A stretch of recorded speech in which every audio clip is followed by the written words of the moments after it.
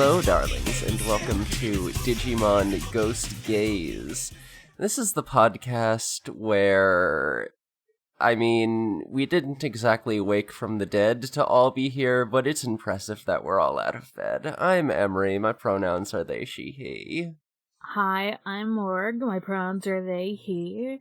And I might be haunting the morgue, but I'm not bringing anyone back from the dead.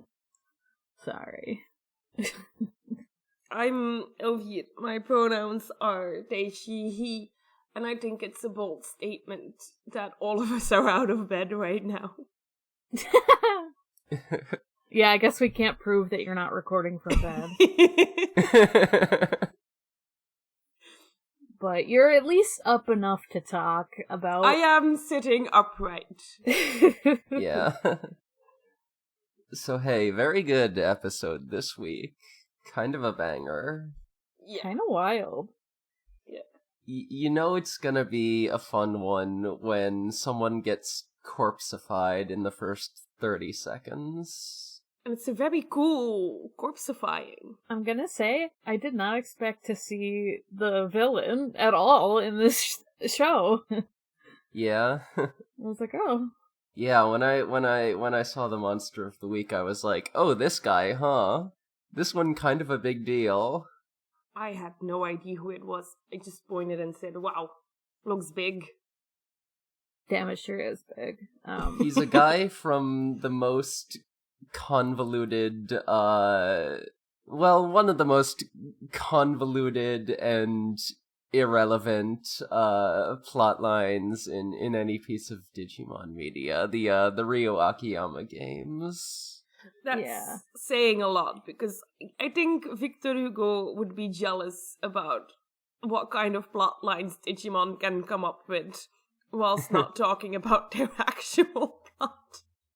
Yeah. I went through a phase where I was, obsessed with looking at the plots of those games. Not because of Ryu, but because of Ken. Because he was associated, and I was like, oh, Ken, didn't you know?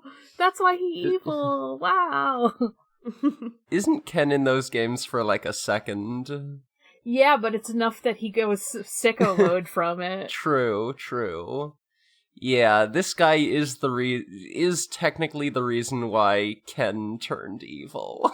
Yeah, why he went Emperor mode, or Kaiser mode.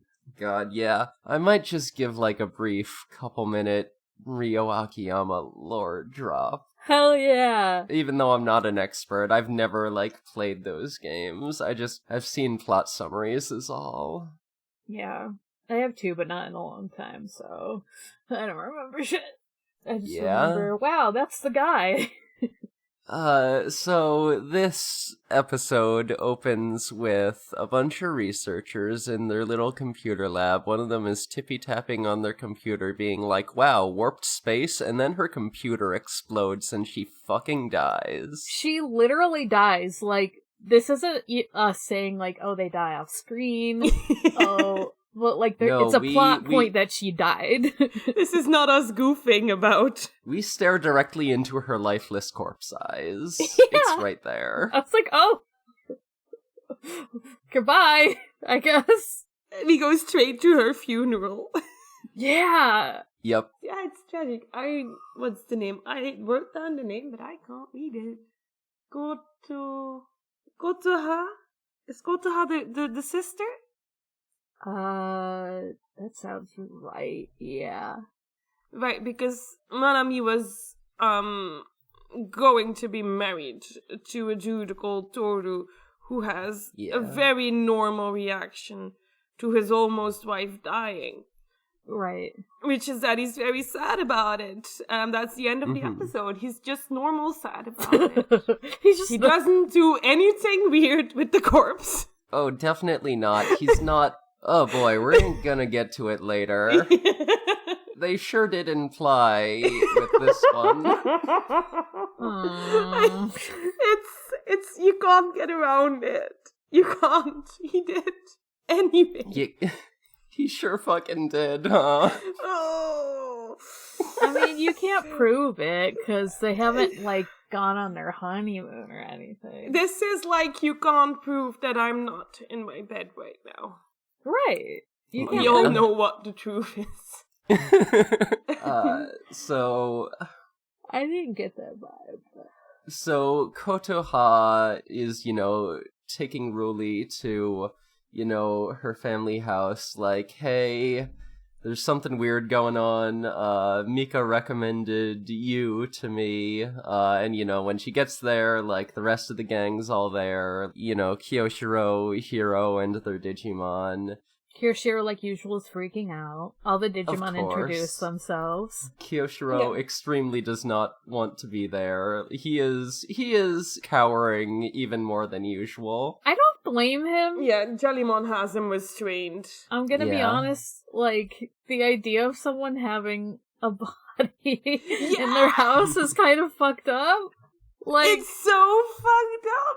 I know that in a Western culture we're weird about corpses, and that in a lot of cultures they'll just take the corpse inside their home. But it is established that it's now been 10 days. I don't think you should keep a corpse that long in your house. It's unusual. 10 days is a while. At least it's in the fucking winter, right? Yeah. And I don't think you should invite your friends over to touch it. I mean, there's a reason she does, and she specifically invites them over. Like, I understand, like, yes, normally yes, but... The idea that I would have to touch a corpse. I know I don't have to, but the idea that someone would invite me and be like, look at this dead thing, touch it, I'd be like, no, I want to go home. Yeah. Kyoshiro, I get you. So yeah, they go inside, and... Manami's just there, and everyone, sort of takes a second to inspect, like, yeah, no, she's definitely dead, 100%. Jellymon has a cute little moment where she checks the breathing and then checks the heart rate, and she's like, wow, she's not making the same noise as Kyoshiro, so, just reminding you that they're dating. Mm-hmm. Yeah. It was very cute. Yeah, but it's... cute, but it's also, like, sad, It's like, oh, this is Manami sad. Like, she's clearly gone, but, like... Also, this kind of also brings to mind that, like, these Digimon have probably never seen, like, I'm thinking back, I don't think they've really ever encountered a human corpse before. Or a corpse in general, because Digimon just, like, turn back to eggs when they die. Yeah, because they haven't really had to, like, even if there's been, like, implications of death and stuff, usually it's, like, they're off screen, or... or it's someone who, like, goes back to normal and they're not actually dead. Like, there's been a lot of close calls, but... Let's see. I know Hiro encountered those corpses in the Arachnamon episode, but that's all I can remember at the moment. Yeah, I can't remember either. I'm sure one of our listeners could tell us or whatever, but, the sister, she's like, she's not just a corpse, she, like, gets up and walks around at the same time every night. And I want you here to see that happen. So you can see how fucked up it is, because it's fucked up. And, like, there was a little scene of her running into before she called on the other kids, but, there's something wrong with her. And there's something wrong with this apartment now, too, because of her. Yeah, and so they're all just kind of hanging out in this house, waiting for a corpse to start moving. Kyoshiro's having a really bad time. He wants to go home. And, the fucking tension and just kind of, weird vibes of this show are, really hitting hard. It's, it's a lot quieter than, the build-ups we get in a lot of Ghost Game episodes, which is played, really effectively. Yeah. And, her skin... They comment on her skin, too. It must, feel different, than, someone who had died 10 days ago or something. But, Yeah. Yeah, she's not, like, decomposing or anything. She's not rotting. She's in the prime of her death. Right. Right. And so they just have to, like, wait around. But, like, while they're waiting, they, like, have some weird shit start to happen. Because, like, Ruli starts, like, talking with Kotaha about what happened. And, like, how her parents aren't there and stuff, but, like, suddenly they start hearing shit, right? Yeah, like, creepy laughter and stuff starts falling down. It's very creepy, and then we get, Gamamon. Hiro has to take Gamamon to the toilet. Just, like, running around looking for the bathroom in this big house. And they run into a hallway of eyes, and that scene's for me because I loved it. That was a beautiful scene. It's so fucked up. And then they look again, and it's gone. Yeah, I forget the name of the Digimon that is the source of these eyes, but it's the it's the baby of, like, Karamon and Diaboromon from War Game. Yeah. It's interesting they're associated with this Digimon that is the bad guy. Mm-hmm. It makes sense, but it's interesting. So we also cut to, like, Kirishiro. He's, like, actually falling asleep even though he's freaked out, and apparently it's because he stayed up too late watching anime, which, like, mood. Yeah. Wow, poor sleep habits couldn't be me. Imagine falling asleep in a haunted house because you stayed up too long watching anime. Yeah, none of us would do that, you know. None of us have terrible sleeping habits. No, it couldn't be me. And Jellymon is on that grind, thinking about what business she could run in this home. I'm like, Jellymon, now is not the time. I mean, it's always the time, but it's not the time, you know? Capitalism never sleeps. Yeah, but I'm glad she had enough, like, I don't know the English word, it's evading me, to not suggest building a funeral home. Like tact, yes. Yeah, enough tact. But we keep cutting to what seems to be Kirishiro's dreams, where he has these, like, strange, like, shapes in his dreams with wings. And they're just, like, dark, like, demon-y shadows. Spooky, spooky. And he wakes up eventually because they're too scary. Yeah, and Kotoha's talking about, how she's been having weird dreams too, and Kyoshiro's like, and, you know, like, feeling a strange presence, and Kyoshiro's like, okay, I'm outie, I'm leaving. Goodbye! This was fun. Jellymon grabs him, though. A lot of Jellymon grabs this episode. Mm-hmm. And I think this is when the brother comes home at 10 o'clock. Uh-huh. Which I wrote down because, like, it's a funny hour to start the haunting, but, you know.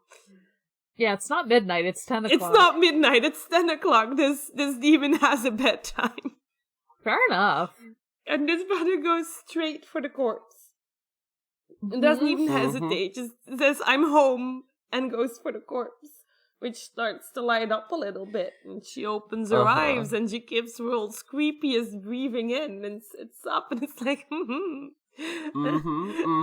Toru, are you watching this? And he is watching this, and he's enjoying the show because this is a dream come true. Because clearly, his fiancé's alive.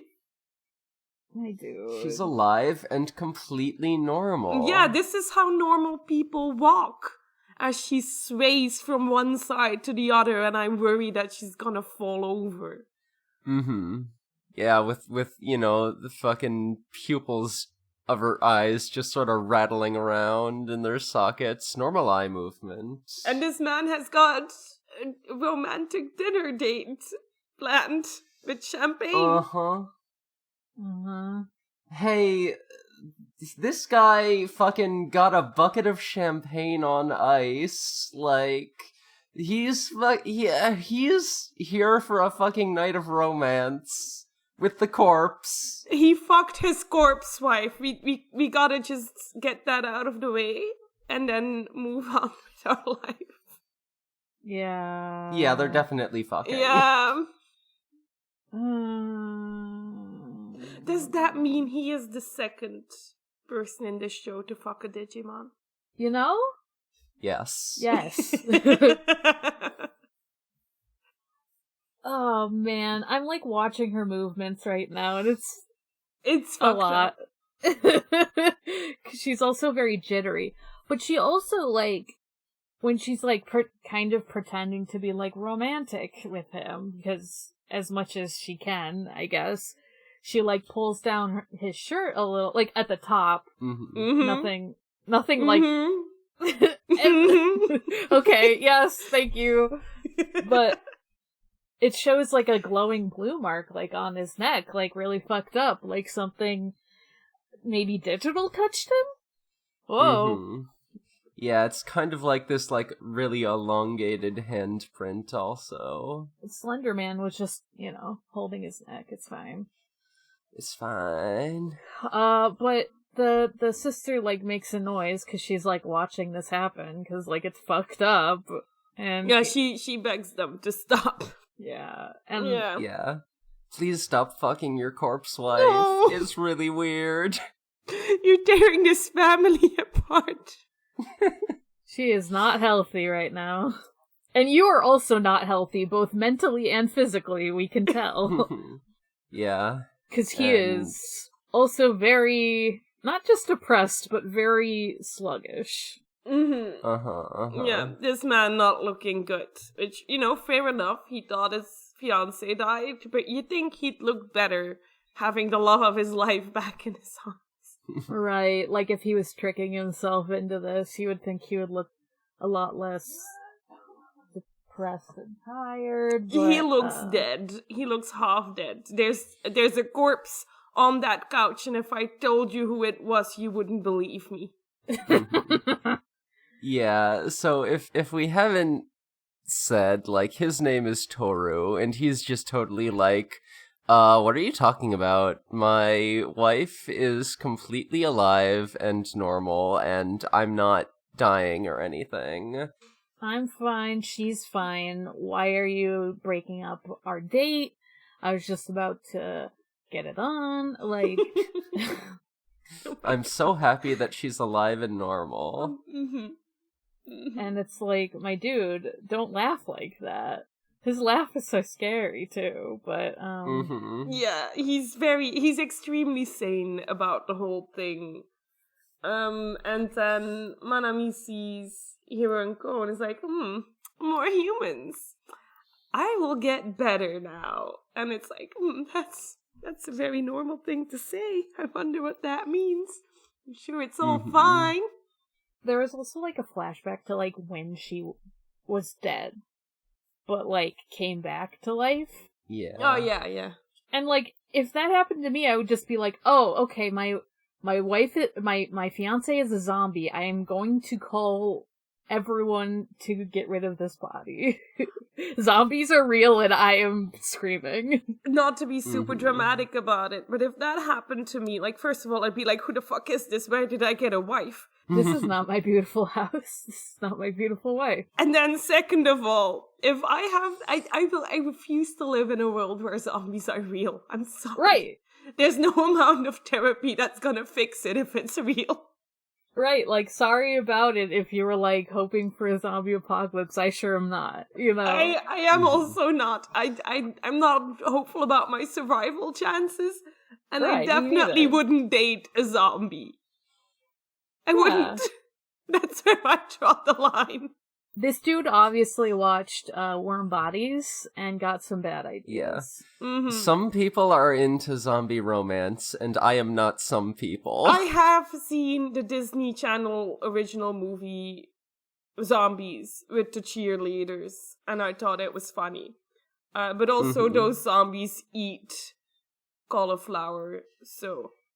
Is it really a zombie movie? Because they look like brains. That's so they silly. Look like brains, and they sing horrible songs. It's not That's a so good silly. movie. I recommend everyone watch it. Yeah, there's like Great. ways of doing this right, but this is clearly not one of the ways of doing it right.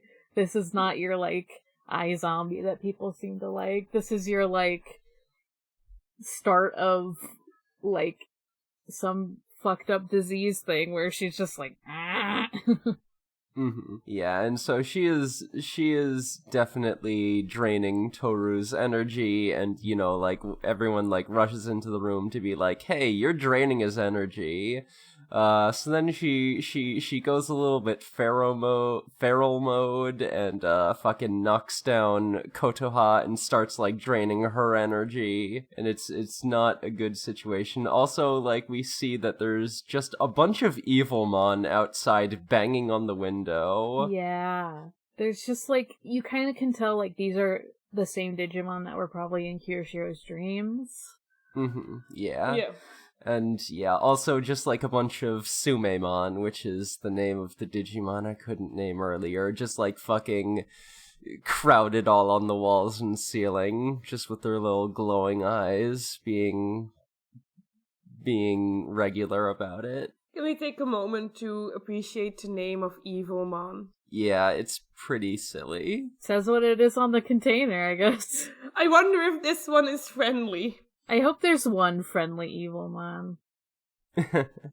You gotta have, like, an exception, right?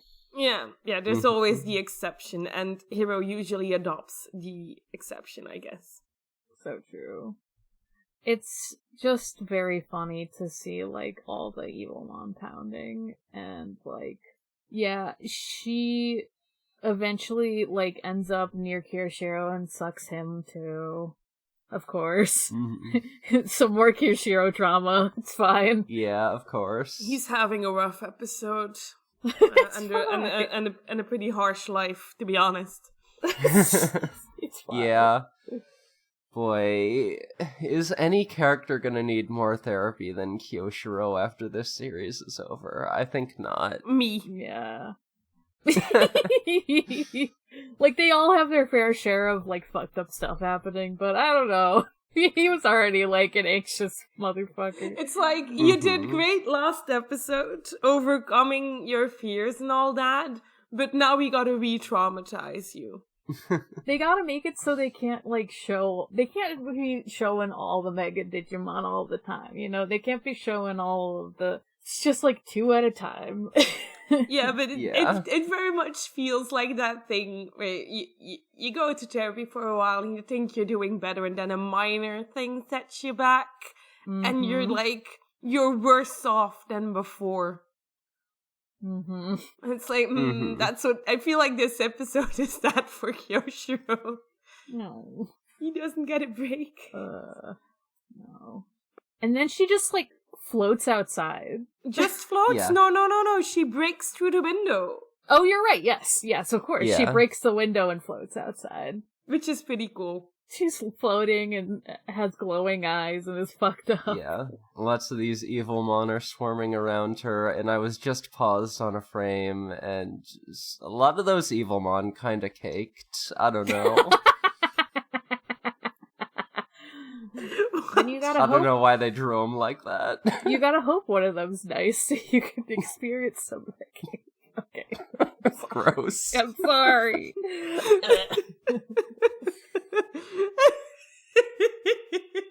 Is that really grosser than talking about Toru and his corpse wife? No, it's not.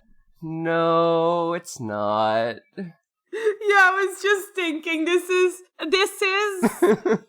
a weirdly horny episode, but none of it is sexy. It's yeah. Mm-hmm. Digimon keeps doing that to us. It keeps giving us horny shit that is it's the like opposite the one of plant sexy. episode where it's like, wow, this is so sexual, no one is gonna enjoy this. Yeah. Digimon figured out how to get past the censors. While she's floating, her heart is just, like, beating again, kind of, because there's, like, a weird diamond on it, Yeah, it's got the same sort of, like, glowing hexagon shape on it that sort of, like, lit up when she got resurrected the first time. And then a little guy comes out of there, and it is... Yeah. Sure, you can call it little if you want. And it is like this two-headed sort of shadowy dragon with... It's Zed Millenniummon. It's one of like the big bads of the Digimon franchise as a whole. It is like probably like the biggest villain in Digimon, like, not to be a part of the main anime, at least until like Adventure 2020. But yeah, this is the guy what keeps giving Ryo Akiyama heck. And if you don't know, Ryo Akiyama is a character who was in one frame of Adventure 02, but is also like so important to adventure continuity, like the world would be dead multiple times over if he weren't there, because he's the main character in the Little Wonder Swan series of video games. You may recognize him more from Tamers. He's a different character. Yeah, he's also a character in Tamers, and, you know, within the continuity of the Wonder Swan games, like, you know, he crossed over between dimensions at some point, but none of that is ever acknowledged in Tamers, and in fact, he has a completely different backstory, so the writers were just like, man, we gotta put this character in because the toy company said so. Let's just make him not the same guy, because that would be way too much. He's just a different guy. He's just a different guy. Yeah. Like, he looks the same, but he's a different guy. You know what? Sometimes when you go through things, you become a different person, I guess. So true. So, you might, if you watched Adventure 2, you might remember Chimera-mon, which is like a pre-evolved form of Zed Millenniummon. And it's like, it tried to call out and be like, evolve me further. And motherfucker, I want to be evil and fucked up.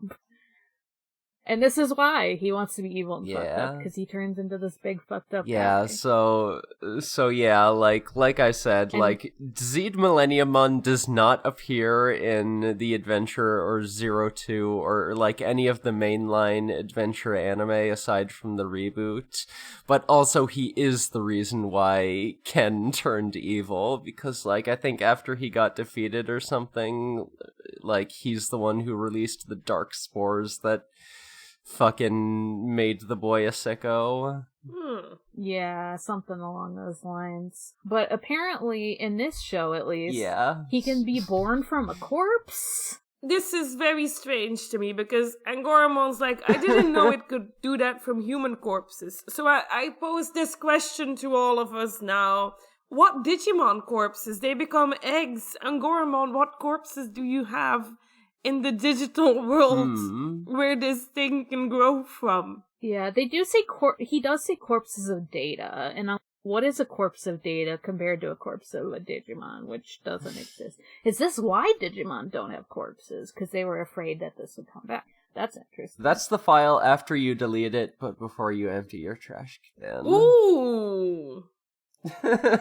Oh no, you gotta empty your trash bin or else Zed Millenniummon comes back, oh no! No, I keep telling my students to stop emptying their trash bin. They're doing it obsessively. You gotta stop. It empties itself. Except when there's a Zed Millenniummon in. Yeah. Then it won't empty itself. Oh my god, who made that name? It's too many syllables.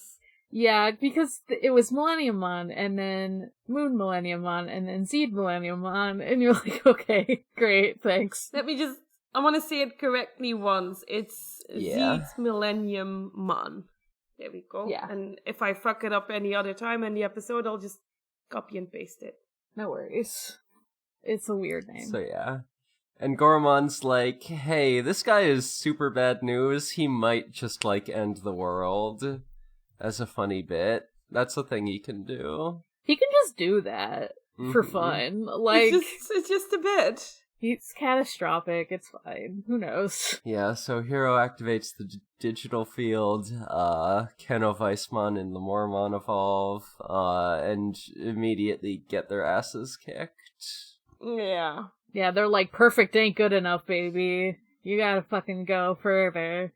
I wrote down Espimon makes a valid attempt to help. He does! Because he does. We love him. We get a little, he just Mhm. threw some of his mod bombs at him. They're so It small. was really funny to me. He's so tiny. He's just a little boy. He also got his ass burnt. Yeah, just over here throwing Oh, firecrackers poor at God. Honestly, if given the choice, and if God was real, I think I would also Mhm. just try to Yeah. fight him.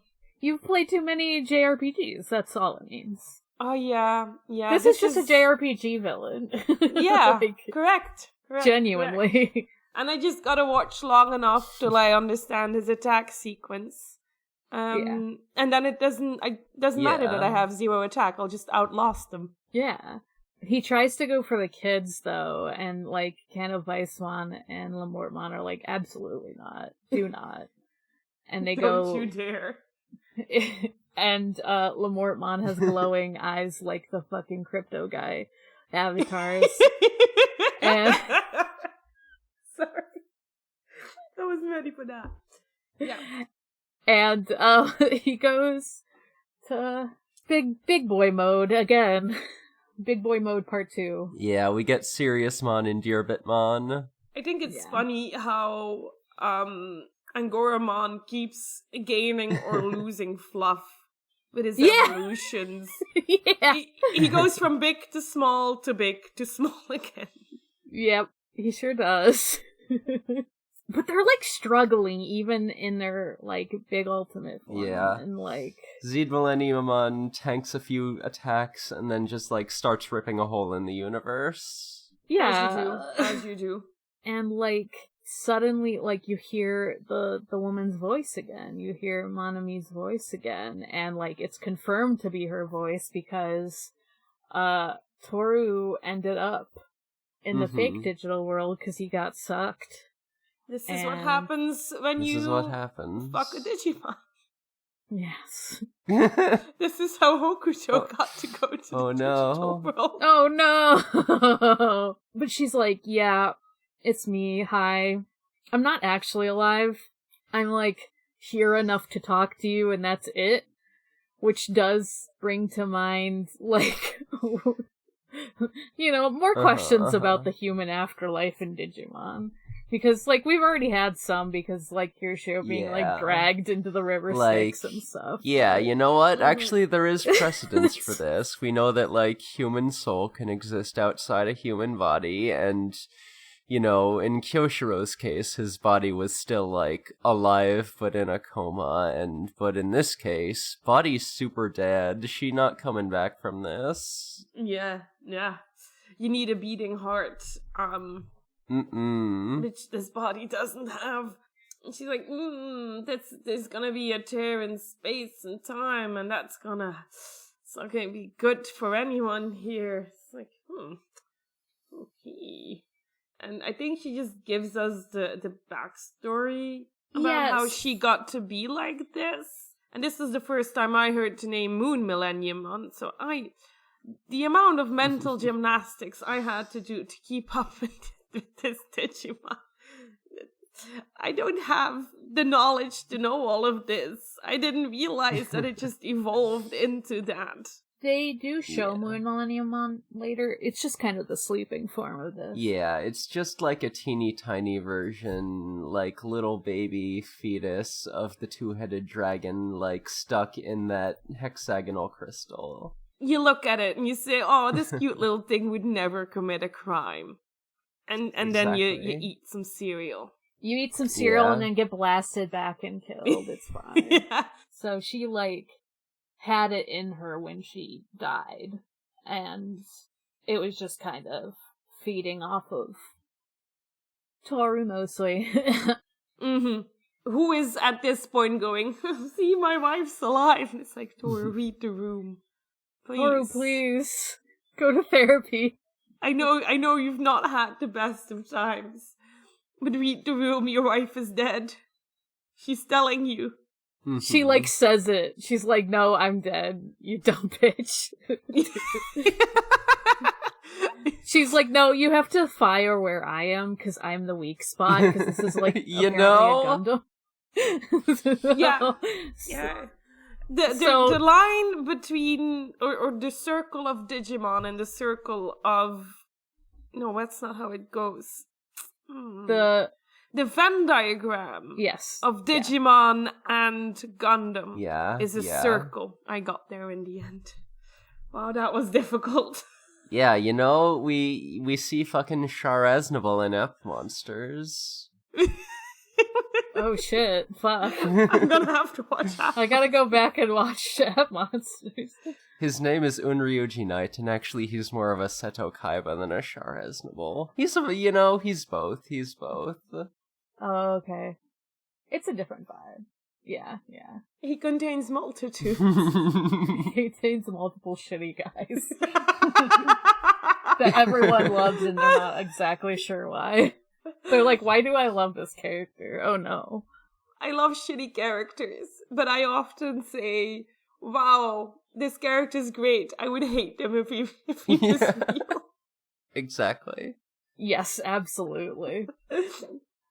I wrote in capital letters for this next scene, is this murder? ? You can't murder a dead person. Yeah, correct. Okay. You're murdering a Digimon. True. Yes. You're murdering a Digimon. You can't really murder a Digimon because, I mean, you can, but they do get instant reborn. Yeah, it's... And this one doesn't even die. It doesn't even go into an egg. It's like... He de-evolves. Sleep form. Yeah, he goes back to moon mode. To baby mode. So everyone's like, hey, what are we gonna do about this little baby apocalypse god? And Hero's like, it's fine, I'll keep an eye on it. And they're like, are you sure, buddy? It's like, yeah, remember the last time I kept something super deadly in my home? What if you have something already deadly in your home and they take the other deadly thing? Is that a good idea? It's like, I trust Gamma. Definitely, like, definitely no one's gonna Jogress evolve with that later. Definitely no, like, sicko who is living in Hero's apartment would ever think of doing something like that. Damn, calling Espimon a sicko is very rude. I mean Gooloos. I'm just kidding. I know. But yeah, it's fun that they had to, like, blast her. And then it's just like, oh, the little thing is fine, in quotes. I imagine Gooloos is somewhere in the background going like, hell yeah. Of course, that's gotta be. Do you think, I had this thought while watching the episode, like, whenever Gooloos comes out, it's never for, like, super plot relevant episodes. Not really, I mean... And I've been thinking, Gooloos definitely knows who's doing the whole bringing Digimon over to the real world thing. Oh, Do for you think sure. he's trying to not interfere with some other plans? Oh, good question. I don't know. Is he a part of the plans? Who knows? Are it his plans? Yeah. Because, like, I know it's probably just for plot reasons that he doesn't show up here, but I think it would be super cool if he's in the know and just, like, doesn't show up when he could fuck up some of their former plans. Mm-hmm. It's just, like, it is interesting to think about, like, you know, people joke about someone, I think Devin joked about, like, if Gooloos was here, he would just kill her immediately and everything would be fine. But it's also, like, what makes him come out and what doesn't? Yeah. It's, like, kind of, it is an interesting question, kind of, like... It does seem like Gamamon has to be, like, sufficiently mad and pushed into a corner, like... Which is why sometimes it is plot relevant. Like, you know, like with Pokemon and everything. Like, when he first came out, that was plot relevant. And yeah, like, we know from the Vamdemon episode that, you know, he can he can sort of suppress Gulus Gamamon if Hero's there with him, you know? And also, like, able to, like, lend his energy, and apparently, like, not if, you know, he's hit the time limit on Keno Weissmon or whatever. So yeah, it seems like it's gotta be a situation where, like, both Gamamon and Hero are, like, pushed into a corner. And yeah, usually it happens when Gamamon is angry. Yeah. Right. Gamamon doesn't get angry super easily, so that does make sense. So anyway, Black Tailmon's here, you know. He doesn't do anything, though. He just leaves. Yeah, kind of seems like they were gonna, like, pick up the Moon Millenniumon, but they're like, okay, Hero's got it, guess I'll leave. It is weird, because doesn't it kind of look like they kind of look at his watch, like they do a close-up on his Yeah, they did. Mm-hmm. They did. And it's, like, glowing, and there's an arrow. I mean, like, you know, when it evolves and stuff, and I'm like, what does that mean? Yeah. And then it shows Black Tailmon. It's interesting. Yeah. And then Espimon is by himself on the roof, and he's like, damn, if only I could evolve. Espimon will never evolve. Eating cereal. Eating cereal! And yeah, and Gamamon has his little line like, oh, did Manami go on a journey? And Hero's like, yeah, she did. Fucking death, right? Yeah. And that's the episode. This was That's such a good episode. Yeah, holy heck. It felt really creepy. Yeah, like... Yeah. Yeah, they really went all out on, like, you know, establishing, like, a creepy tone and, like, you know, kind of like the bleakness of, oh, world-ending monster showing up. It was good. It was very weird and uncomfortable in a fun way. Yeah. Yeah, I feel like they could have dropped the ball once it went, like, big mode, but, like, I think keeping her around inside made it, like, grounded it. Yeah. Made it, like, still creepy, even when it was, like, fully Z Millenniumon. So, like, oh shit, okay, so she was, like, kind of there and kind of not the whole time. That sucks. Mm-hmm. Very interesting, though. Yeah. Alright, do we want to head into our plugs? Yeah. Yes, let's do that. Elvire, where can we find you?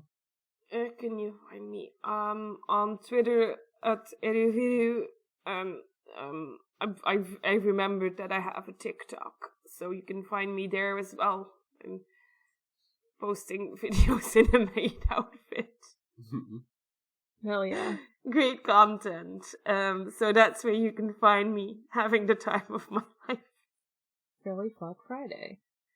It's really Fuck Friday, yeah. Somewhere.